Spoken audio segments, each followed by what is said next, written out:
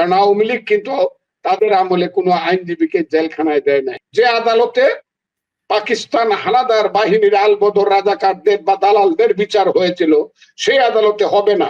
এটা একদিন মানুষ জায়গায় উঠবে। আমি কিন্তু বললাম এবং আমি বারবার বলতেছি যে এই আদালতে তাদের বিচার হবে না, এই কোর্ট দিয়ে তাদের বিচার হবে না, এই প্রসিকিউশন দিয়ে তাদের বিচার হবে না।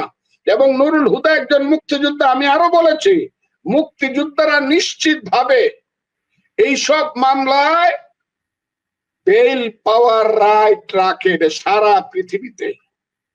আজ পর্যন্ত ভারতবর্ষ যারা আন্দামান দ্বীপপুঞ্জে এক সময় নির্বাসিত হয়েছে, ভারতবর্ষের স্বাধীনতা আন্দোলন করেছিল যারা, তাদের ইতিহাস জেনে দেখো।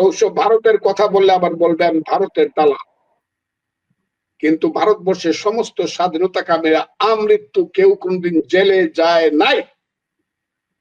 ওই যে কিউবার ফিডেল ক্যাস্ট্রো, যিনি প্রথম দিন পাদিস্তাকে পরাজিত করে দায়িত্ব হাতে নিয়ে বলেছিলেন আমার সাথে যারা মুক্তিযুদ্ধ করেছে, আমার সঙ্গে যারা বিপ্লব করেছে, সেই বিপ্লবীরা কোনোদিন জেলখানায় যাবে না, তাদের হাতে কোনোদিন বেড়ি পরানো যাবে না। হ্যাঁ, সে যদিও মহা ভুল করে তার বিচারের শেষ বিচার পর্যন্ত অপেক্ষা করতে হবে, তারপরে সে জেলে যাবে। বাংলাদেশে মুক্তিযুদ্ধকে সামান্যতম সম্মান দেওয়া হচ্ছে না। কেন হচ্ছে না আমি জানি। এই কারণে জানি যে এই দেশের মানুষ বড় একটা ধাঁধার মধ্যে পড়ে গিয়েছিল। সেই ধাঁধাটা হলো 15 বছর শেখ হাসিনা সরকারের কুশাসনের কারণে আমার মতো লোকের মধ্যে একটা জিনিস চিন্তা এসেছিল যে শেখ হাসিনা এই মুহূর্তে যাওয়া দরকার। আমাকে প্রশ্ন করেছিল তাহলে কে আসবে, আমি উত্তর দিয়েছিলাম প্রয়োজনে আজরাইল আসুক। এখন দেখতেছি আজরাইলের চেয়েও অনেক খারাপ জিনিস আসছে। কাজেই মানুষের এখানে ইজ্জত নাই, মানুষের এখানে সম্মানের কোনো নিশ্চয়তা নাই, মানুষ বিপদে পড়লে যাওয়ার কোনো জায়গা নাই। এই ধরনের নৈরাজ্যজনক একটা দেশ, 212টা দেশ পৃথিবীতে আছে, একটা দেশ আছে কিনা আমি জানি এই ধরনের নৈরাজ্যজনক অবস্থা বাংলাদেশে যা আছে। আমি একটা উদাহরণ দিই আপনাকে, শুনেন। আমি প্রত্যেক দিন সকাল 9টা থেকে বিকাল 5টা পর্যন্ত কোর্টে মামলা করি, আমি আপনাকে বলি, এবং আমি ক্রিমিনাল ল প্র্যাকটিস করি।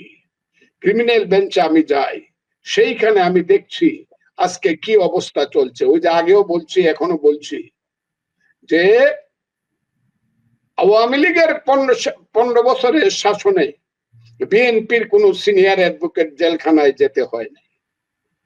এমনকি অ্যাডভোকেট হইলে পরে কোর্টে আসলেই বেল, একটা প্রশ্ন জিজ্ঞাসা করা হয় নাই। আওয়ামী লীগের 15 বছরে হাইকোর্টে কোন বিএনপির উকিল আগাম জামিন বলেন আর রেগুলার জামিন বলেন, বেল। এখন শত শত উকিল জেল কাটতেছে। আমি ওদের পক্ষে না, আমি হইলাম আমার পক্ষে। আমি আমার নেতাদেরকে বলি দিন কিন্তু আসতে পারে। আমি আমার উকিল যারা সিনিয়র উকিল যারা বিএনপি করেন তাদেরকে বলি দিন কিন্তু আসতে পারে। কারণ বাংলাদেশ কিন্তু জোয়ার ভাটার দেশ, এই দেশ কিন্তু জোয়ার ভাটার দেশ। এদেশ এমন নাও থাকতে পারে। আর সবার উপরে আছে যে যিনি আমাদেরকে সৃষ্টি করেছেন, ওয়াতাইজ্জু মান তাশাউ ওয়াতাজিল্লু মান তাশাউ বিয়াদিকাল খায়র ইন্নাকা আলা কুল্লি শাইইন কাদির। কাজে আজকে যারা গণহারে বাংলাদেশের সমস্ত লার্নেড আইনজীবীকে জেল খাটাচ্ছেন এবং মাসের পর মাস জেলে রাখছেন, বেল পাওয়ার পরেও আবার আপিল করছেন, আপিল করার পরেও ছাড়া পাচ্ছে না, সুপ্রিম কোর্টে গিয়ে 6 মাস আটকে থাকে। আমি অনুরোধ করব বিশেষ করে আইনজীবীদের ব্যাপারে সিদ্ধান্ত নিতে হবে। কারণ আওয়ামী লীগ কিন্তু তাদের আমলে কোনো আইনজীবীকে জেলখানায় দেয় নাই। হ্যাঁ, আমি স্বীকার করব আওয়ামী লীগ দেশ নেত্রী বেগম খালেদা জিয়ার ব্যাপারে অন্যায় করেছে, আমি এই কথাটা নিশ্চিত ভাবে স্বীকার করব। অথবা অন্যান্য বিচারের ব্যাপারে হয়তোবা কোন লোক দোষী না, তাদেরকে জেল দিয়ে দিয়েছে।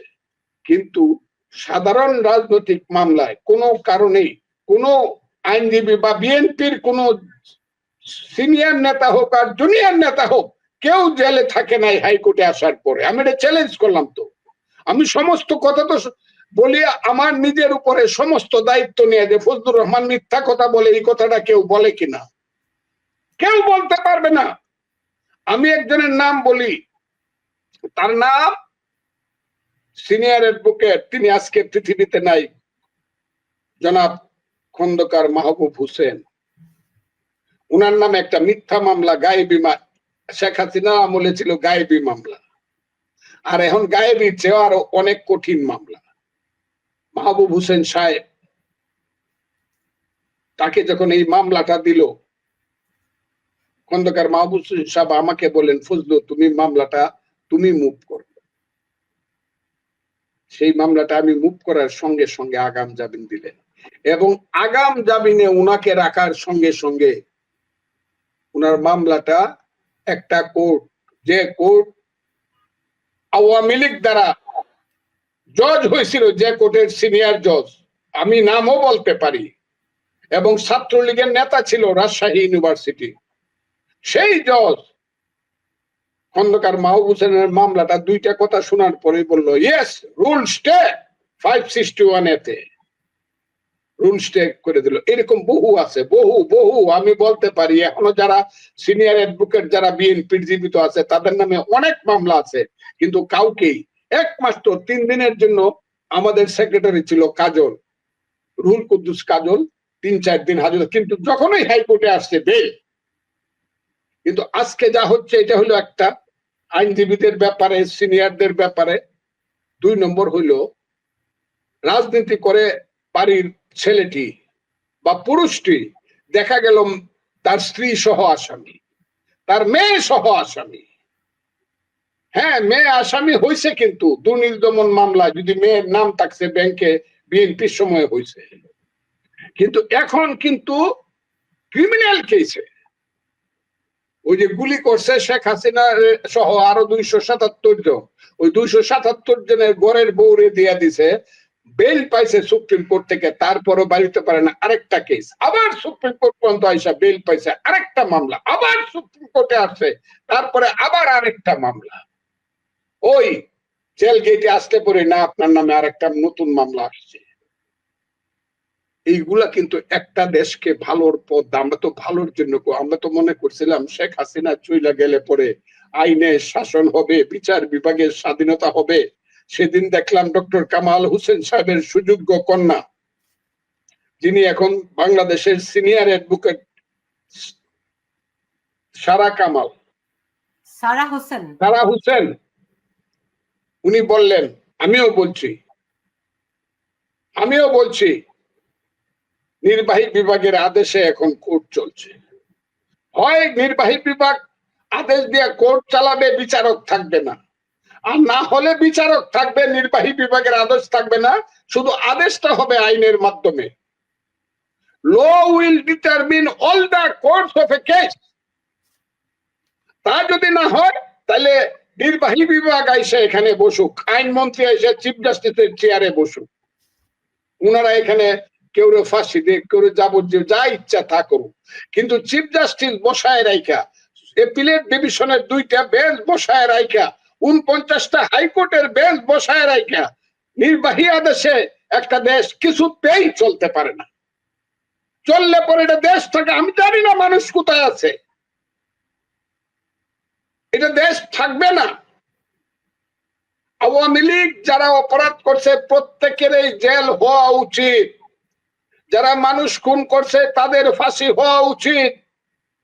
সবচেয়ে খারাপ কাজ করছে, 15 বছরে 3টা নির্বাচন দেয় নাই দেশটাকে, সালমান রহমানদের মাধ্যমে, সালামদের মাধ্যমে, আর এখন ওই যে এনসিপির নেতারা যারা 2 টাকা দিয়ে ডাইল দিয়ে ভাত খাইতে পারতো না, সূর্য সেন হলে, মহসিন হলে, যারা এখন 1500 কোটি টাকা আনে, 1500 কোটি টাকা যারা আনে, ওই সব বড় বড়, এখন আবার দেখি আবার তারা টাকা দিতে চায় না বলে আবার তাদেরকে দেশ ছাড়া করতেছে, অথবা তাদের নামে নতুন করে কেস দিতেছে।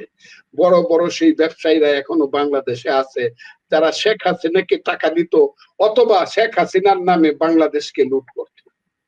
সেই যে 15 বছরের শাসন, সেই শাসনের একটা কঠিন বিচার হওয়া দরকার, কিন্তু সেই বিচারটা হওয়া উচিত আইনের মাধ্যমে। সেই বিচারটা জুতার বাড়ি দেওয়া, গালে জুতার বাড়ি দেওয়া না, তার বাড়ি পুরায় দেওয়া না, বুলডোজার চালানো না, অথবা সে অন্যায় করছে, তার বউরে এনে জেলখানায় ঢুকায় রাখে 5 বার বেল পাইলে আরো 5টা কেস দিয়ে দেওয়া না, সৌনারেজ দেখানো না। আমি আজকে এখানে বসছি একটা মাত্র কারণে, এই জিনিসগুলো হচ্ছে। এটা কিন্তু জোয়ার বাটার দেশ। আমি সব সময় বলি আমি আর চাই না এই দেশে এইসব হোক। আমি চাই না কোনো কারণে সরকার পরিবর্তন হইলে পরে আবার আমার গালে কেউ জুতার বাড়ি দিক, অথবা আমি জেলখানায় পড়ে থাকি 3 বার বেল পাইলে পরে আবার আপিল করে 7টা কেস আমার নামে দেখ। ওটা আমি চাই না, কারণ আমার বয়স হয়েছে 78। এই 3রা অক্টোবর আমার বয়স হবে 78 বছর। আমি আপনাকে বলি মুক্তিযুদ্ধ করেছিলাম, কত সুন্দর স্বপ্ন দেখেছিলাম, কত সুন্দর গ্রামের স্বপ্ন দেখেছিলাম। সুন্দর গ্রাম হবে, ছবির মতো দেশ হবে, আইনের মাধ্যমে দেশ চলবে, গণতন্ত্র হবে, গরিব মানুষের পেটের ভাত পরনের কাপড় হবে, গরিবের সন্তানের শিক্ষা শেষে মানুষের চাকরি হবে, এই দেশ একটা ধর্মনিরপেক্ষ দেশ হবে। যে ধর্মনিরপেক্ষতার প্রত্যেকটা কথা, আমি যারা আজকে আমাকে বকাবকি করেন, আল্লাহ বলেছেন প্রতিদিন প্রতি মুহূর্তে কোরআন শরীফের প্রত্যেকটি সূরায় বলেছে, প্রত্যেক জায়গাতে আমি চ্যালেঞ্জ করলাম, বলছে আমি হলাম সমস্ত বিশ্ব ব্রহ্মাণ্ডের সবকিছুর মালিক। সবকিছুর মালিক যদি আল্লাহ হয়ে থাকে, আমার আল্লাহ কোরআনে যদি বলে আমি হইলাম সবকিছুর মালিক, তাইলে সেই আল্লাহ আমারও মালিক, হিন্দু মুসলমান বৌদ্ধ খ্রিস্টান সবারই মালিক, হাতি ঘোড়া ভাগ ভাল্লুক গরু পশু সবার মালিক, গাছপালা সবার মালিক। কাজে আল্লাহ যেহেতু ডিফারেন্স করে না, আমি কেন ডিফারেন্স করব? আমি চাই ধর্ম নিরপেক্ষতার মাধ্যমে, ওই যে আমি সব সময় কথা বলি, মানুষ বলে ফজলুর রহমান পুরাণ কথা বলে, পুরাণ কথাই তো সত্য কথা। শোনো হে মানুষ ভাই, সবার উপরে মানুষ সত্য, তার উপরে নাই। রক্ত কাটলে সবার শরীর থেকে লাল রক্ত বের হয়, কারো রক্ত সাদা না, সাদা মানুষের রক্ত সাদা না, কালো মানুষের রক্ত সাদা না, বাদামি মানুষের রক্ত বাদামি না, সবার রক্ত লাল। কাজে আমি তো চাই মানুষের দেশ হোক, মানুষের পৃথিবী হোক, মানুষের সমাজ হোক। আজকে যা চলছে আমি দেখলাম না, শুধু এটা কি হইলো, ওই রবি ঠাকুরের বই রাখা যাবে না। কবি নজরুল ইসলাম, বিদ্রোহী কবি নজরুল ইসলাম, সে ইসলাম বিরোধী, অতদিন পরে আবার বলা হচ্ছে বই ফালা দিতেছে, লাইব্রেরি থেকে 5 লক্ষ টাকার বই নিয়ে গেছে। আমি দেখলাম রবীন্দ্রনাথ ঠাকুরের শাহজাদপুরের সেই বাড়ি, যে বাড়িতে বৈশা কবিতা লেখছে রবীন্দ্রনাথ ঠাকুর। হায় হায় রে, অসভ্য ইতরের দল, হ্যাঁ অমানুষ পশুর দল, যে বাড়িতে বৈশা হিন্দু মুসলমান বৌদ্ধ খ্রিস্টান কোনদিন রবীন্দ্রনাথ ঠাকুর ধর্ম দিয়া বিচার করে নাই, বরং মুসলমান কৃষক ছিল সবচেয়ে দরিদ্র, তাদেরকে সবচেয়ে বেশি সাহায্য করছে। তাদেরকে সাহায্য করার জন্য পূর্ব বাংলায় প্রথম ব্যাংক স্থাপন করছে নওগাঁয় এবং সিরাজগঞ্জে। সেই রবীন্দ্রনাথ ঠাকুর, যিনি হিন্দুও ছিল না ধর্ম বিশ্বাসে যিনি ছিলেন ব্রাহ্মণ, যিনি একেশ্বরবাদে বিশ্বাস করতেন, সেই রবীন্দ্রনাথ ঠাকুর। যে রবীন্দ্রনাথ ঠাকুর হলো বাঙালি জাতির শ্রেষ্ঠ সন্তান। যতদিন চন্দ্র সূর্য উঠবে, যতদিন বাংলার বাঙালি জাতি থাকবে, একজন সাহিত্যিক নিয়ে যদি প্রথম এবং প্রধান গৌরব পৃথিবীতে করতে হয়, নোবেল লরিয়েট সেই রবীন্দ্রনাথ ঠাকুরের নামে আমাদের পরিচয় হবে, গৌরব করতে হবে। তার বাড়িটা ভাঙ্গিয়া দেয়, আগুন দিয়া পুরায় দেয়, একটা হাসিও দেয় না, একটা কাশিও দেয় না সরকার।